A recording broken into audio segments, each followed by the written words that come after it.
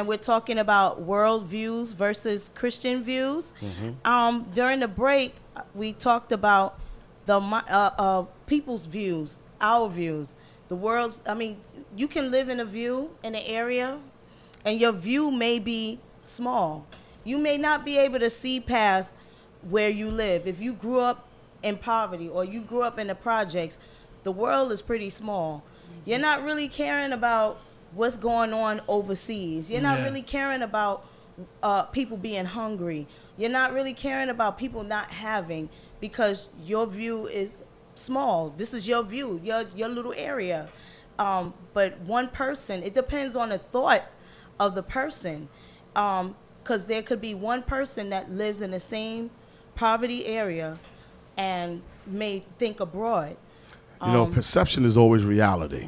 Yeah. There's a scripture that says, as a man thinketh, so is he. And so it's perception. Yeah. And your view is your perception. Yes. And we do what we believe. Right. So I agree with you. It's how you see things. Right. If you don't see further than the Bronx, then your view is confined to the north, south, east, and west areas of the Bronx. Right, that's but your if your world. view extend, I used to know people like that who never travel outside of Brooklyn. Right. And so their view was only limited to Brooklyn, Right. and they can only talk to that perspective. Do you think our views are limited as Americans? I think it is, because I have a couple of African friends, and their feeling is this: they come here to take advantage of what we have, and they call us honestly stupid Americans because we have education at our fingertips. Yes. We have opportunities to make it at our fingertips, and we do not take what we get and have here in the country to our advantage. So they come here to go to school, to do whatever, because they got to pay for school over there. Yeah. A lot of countries you got to pay for school. Right. We get this for free. Our kids, go to school and it's fun and game, and they acting up, they cutting the food. But over there in other countries, this is serious business. Yeah. Learning English is the number one aspect in a lot of different countries, especially in Japan. Right. You know what I mean? Yes. Because that represents business. That's right. How you can do business. So yes, for us that's here, we're the ones that's tainted. Because the people that's coming here, they're taking full advantage of everything that this place have to offer. We do have a positive, and yet we still have negative. So which one are we going to take advantage of, or which one are we going to gravitate to? I agree. I think we live in a bubble. Well, yeah. This country kind of shelters us from some things. It's always thinking about the protection of the country. So Yeah. we're not going to feel the blunt of the impact of things that come. We don't always do. What's sad about that, and I don't want to stick too much on politics because there's so many different avenues, but what's sad about that is that how you view something, you kind of stereotype it, and you make it larger than it actually is. In other words, listen, if I got food on my table, why aren't all of you eating? Yeah. I can't understand why you don't you have a job? Yeah. I can't understand why you're not eating. So how we look at any situation is influenced by how we look at it at large. Yes. You know what I mean? So then we think if it's bad in the Bronx, then it's bad everywhere. I used to think that I used to work at a company, and I hated the job. I was a representative, but I thought the company was a big company, but I thought that the company was what it was where I was working. Right. And Yeah. it wasn't until I changed positions and to another position in that company that I started to see the company from another lens. Right. And so we have to understand that it's how you see things, but it's also how you've been taught. Right. And what's been deposited into you. Right. So we're looking at this from a very broad paintbrushed perspective. But how does God look at this? How do we see God in all of that? And that's something that we want to kind of tie it into. Let's take it another step further. From a naturalistic perspective, we call it naturalism. Where do we come from? What's wrong with the world?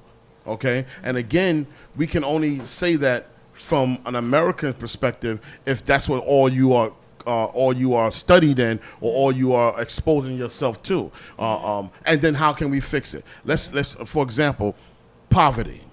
Right. Okay, where did poverty come from? How can we fix poverty? Right. So many different answers can come from that based upon how it was originated. Right. You know what I mean? So what we need to really look at and kind of really take apart is why do we feel this way? Where do we get our information from? Is our information accurate?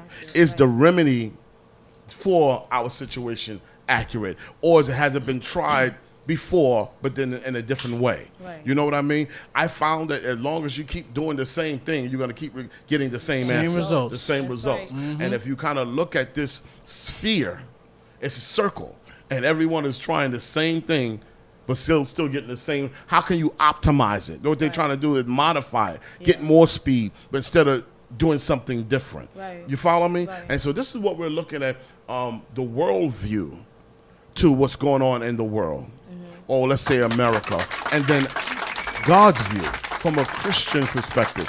You know, they call us, there's so many names they call Christians: fanatics,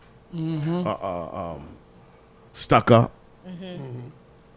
I've heard the word all the time, hypocrites. Yeah. You know, different things. But you know, and that may or may not be true.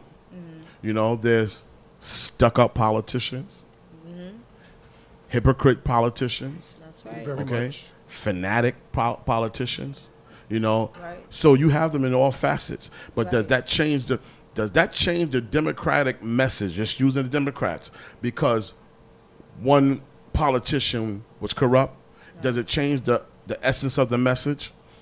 Does it change the message of Jesus Christ because one person didn't represent it?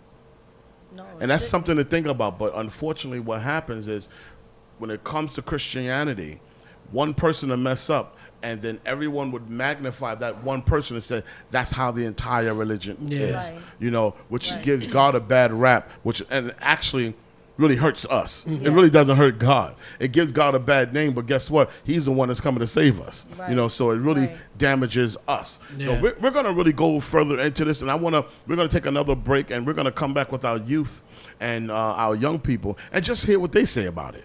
You know, what are their views when it comes to worldview? This is a DSN Network, Catch the Vision. I'm Pastor Ross Myrie. Stay tuned. We'll be right back.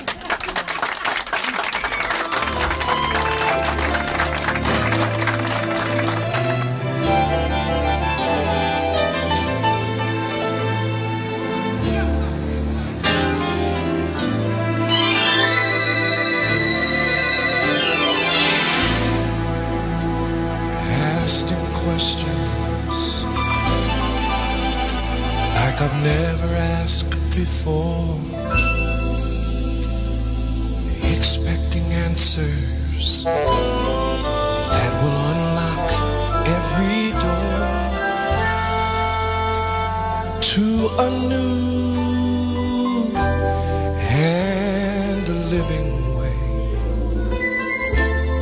to serve Him better in the future is the reason I'm here today.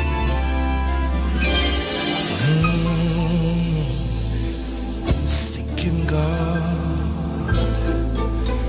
in a very solemn way, taking heed to the things I do and I say.